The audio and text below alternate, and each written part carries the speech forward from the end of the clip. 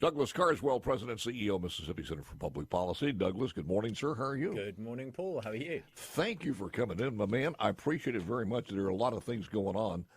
Just saw some of the new possible vice presidential candidates for RFK Jr.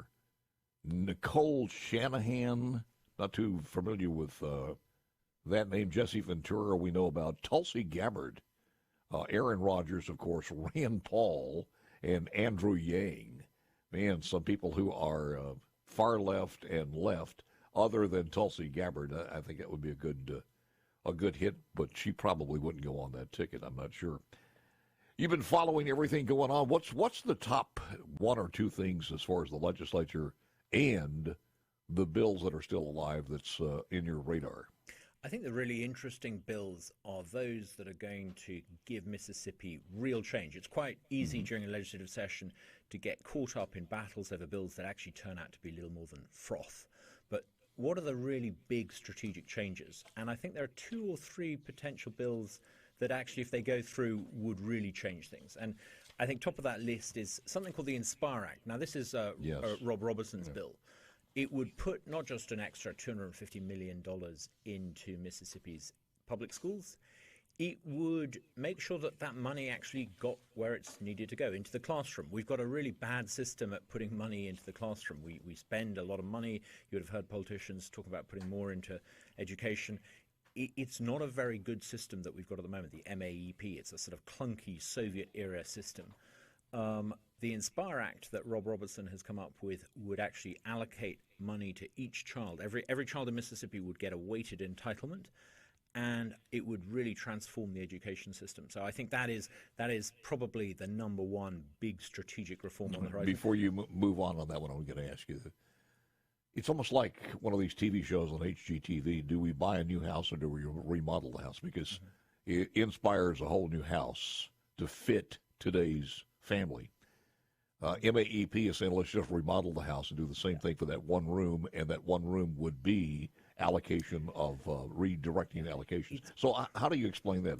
How's the difference there? It's not just remodeling the house. It's trying to remodel a house in the wrong neighborhood. I mean, good analogy. We don't want to be where MAEP is. MAEP basically puts the money in the hands of a system, and what you need to do is to fund students.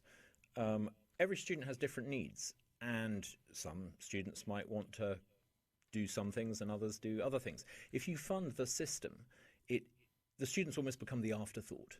And Shad White recently produced a report showing that of all the southern states, Mississippi actually manages to spend more on bureaucracy in the education system than any other state, bar D.C. And it's increasing and it's getting out of control. Yeah. So I don't think we want to live in the MAEP neighborhood. We need a new neighborhood, and I think Rob Robertson's Inspire Act gives us a totally new way of funding education that we need to change. It is a little bit disconcerting. To me, it's a little surprising that the Senate would do that, to take that mode of correction to fix something that old and something that out of whack. But I'm not sure what goes on behind the scenes. Yeah, I mean, I would hope that the Senate might realize that just because it's not their idea doesn't mean it's a bad idea and they have to be against it. There's clearly an overwhelming consensus, actually on both sides of the aisle in the House. Well, here's the thing, that if 5 years from now, 3 years from now, 2 years from now, maybe even next year, nobody will remember that Inspire is new and it was the House or the Senate. It was just the legislative session. Of course. So, I mean, I hope common sense prevails there. It would be a real pity if because the Senate can't work with the House, that this wonderful Inspire bill doesn't go through. But there are other things. I mean, the other biggie is, of course, healthcare. And there's a great debate at the moment. Will they or won't they expand Medicaid?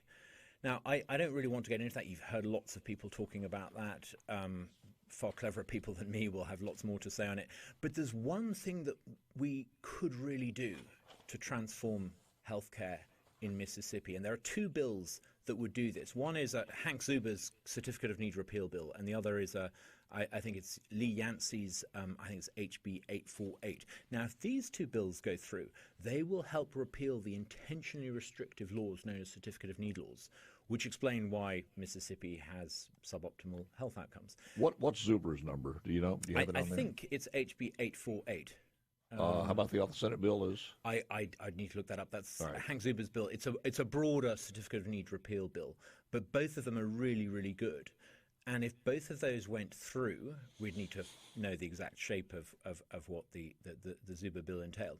But it would remove some of the intentionally restricted practices. Now, if you get rid of the red tape that has been intentionally created to keep out the competition, you would get more competition in healthcare. You would get better outcomes. So I think in terms of long-term strategic change, giving Mississippi the reform we need, those two certificate of need bills are really significant. And then, of course, PERS.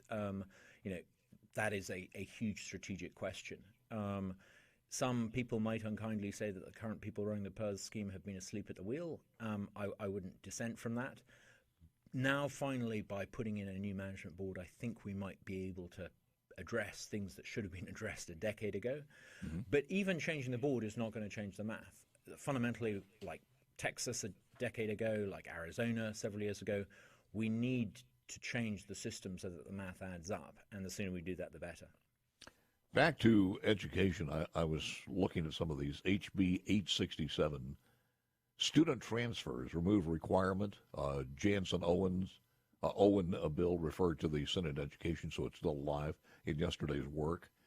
It's an act to remove the requirement for the school board of a school district of a child's resident consent to the release of the student for transfer to another school district. In other words, if somebody wants to go from public school to public school, it makes it easier with not a lot of paperwork. So I know we're not going to get a school choice bill out of this session. It just doesn't seem possible. But this is at least a little bit of a choice. If it passes, they only require that the transfer school board approve or refuse the transfer of a student upon receiving notice and official meeting of the board.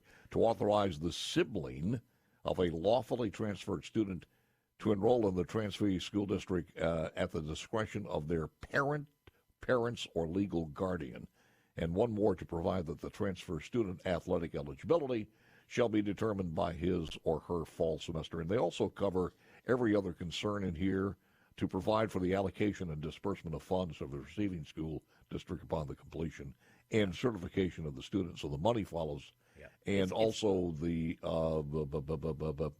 to protect anything as far as racial is concerned, that is taken care of. And one more, to allow the student of active members of the United States Armed Forces to attend the school district or school of their choice. Your thoughts? It's a great bill. It really is. It's a good bill.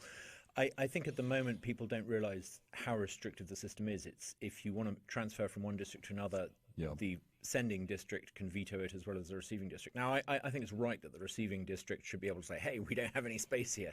But if they're happy to take you, if they do have space, I don't think it's anyone else's business to say no. And that bill allows that. So I think it's a great bill. Well, it's kind of unseemly because, the one thing a school district doesn't like to hear, it's more about the administration, it's more about the money than the students. But when you start fighting over the money and the butts and the seats, then it doesn't make your point very well. Yeah. No, absolutely. It's a shame, though, that let's not forget that there was a great bill that came forward for ESAs, Education Scholarship Accounts. And we are now surrounded officially as of yesterday, the Louisiana State Legislature began to pass a universal school choice ESA bill. That means that we are literally surrounded on all four sides now by states Tennessee, Arkansas, and Alabama. Either have it or are about to have it. So I think in the next legislative session, we need to ask some tough questions as to why it is that we are restricting opportunities for Mississippi children that children in other southern states now have. Well, if we wait another couple of 3 elections and the Democrats take control for some odd reason, it's not going to happen then. So if it's going to be done, it's going to be done under the Republican leadership. Well, I think if they don't do it, the Democrats might take control, because what else are you offering people other than bumper sticker slogans? Chad McMahon has SB 2500 referred to House rules. It made it yesterday. What is this about? I think the homeless will tell you about that and more with Douglas Carswell, President and CEO, Mississippi Center for Public Policy. Dr. Todd Atkins will talk about asthma and allergy. I think everybody can relate to that. And Kristen Lapp is the director of LilyPad. She's coming up. Here goes Douglas Carswell, leaving a country that loves the blues and moving to the state that gave the blues to people in England and elsewhere. That is Bobby Rush. I watched, Douglas, and maybe Lance has seen this. There's a documentary on Bobby Rush is a big part of the documentary. And I'm not sure what venue it's on. There's so many out there. But I watched it, and it was great. Followed Bobby back home in Louisiana. It covered the Bentonia Blues, and it's somewhere on the venue. If anybody on C Spire text line knows, I Am the Blues 2015. I Am the Blues. That's 2015, yes, sir. It's it. What venue is it on? Is it? I'll find some info on that. Yeah, I know. It's probably on Prime. But it is a great. If you have a chance to watch that documentary, do it. You will know Bobby Rush in a totally different manner. Well, you can watch it on Tubi for free, Pluto for free, Amazon Prime. All those are your freebies. So Tubi and the name of it one more time is? I Am the Blues. There you go. Your friend, Bobby Rush, and a guy on the program, and we're looking forward to getting back on. We were talking about McMahon's bill, Chad McMahon's bill, SB 2500, referred to the House. It's an act to prohibit a person from sitting, lying, sleeping, or storing, using, maintaining, or placing personal property on any street. In other words, it addresses the homeless to be proactive, and that's something that's certainly not in bills in the state legislatures of a lot of cities and sanctuary cities. Yeah, it's the let's not allow Mississippi to become like San Francisco bill. It yes. Sounds like a very good idea. I mean, I imagine that 20 years ago, no one in San Francisco would have required this as necessary. I don't think even 10 years ago. Yeah. You know, even I was in New Orleans not that long ago, and I saw people sleeping like they do in San Francisco. Mm-hmm. So I think this legislation, sadly, I think it's necessary. Some of the House bills that saw movement yesterday, and yesterday was a kind of a doldrums because there was a lot of appropriation work in both the House and Senate. Physical therapist, delete requirement, that was Becky Curry's bill. The Seizure Safe Schools Act also was referred to the Senate Education. Mm-hmm. Squatted vehicles is still alive. Prohibit the modifications. Fred Shank's bill referred to the Senate Highways and Transportation. I'm not sure about that. Surely in a free country, the land of the free, the home of the brave, if someone wants to adjust their truck a couple of inches, I would have thought you should be allowed to. Are you serious? I mean, a couple of inches is 4 inches is the Are you in favor of the bill? Yes. Okay. Have you ever seen one of those coming at you at nighttime in the fog? I think they look awesome. You think they look awesome. If your family was in there and all of a sudden they're headed to you, they cannot see you. The headlights are pointing up to the sky. I believe in liberty and freedom. You shouldn't restrict people. My God, man, don't disappoint me like this. How the hell could you even watch something like that coming at a family on the interstate at 75 miles an hour? Well, there are lots of things that you could... You know what you need to do? Somebody needs to call Douglas Carswell immediately and take them for a ride in a squatted vehicle. I would love that. I would love that. The Inspire Act of 2024 referred to the Senate Education, so it's still alive. It went to the Senate Education, also the Senate Appropriation, Rob Robertson's bill, so that is good news. And one more I want to ask you about is the Charter School Act. It was revised to expand it. Jansen Owen had the bill, and it was referred to the Senate Education. It is HB 1683 as far as the charter school, and to make it a little more palatable to expand charter schools. Yeah, there's a real problem. We've had the theory of charter schools for a decade, but only, I think, 7 or 8 charter schools. We've got a system that is almost designed to say no to new charter schools, and this bill would make it easier for charter schools to get off the ground. There's no shortage of people wanting to set up charter schools. The problem is the Charter Authorizer Board, a rather misnamed institution. It's the Charter Non-Authorizer Board.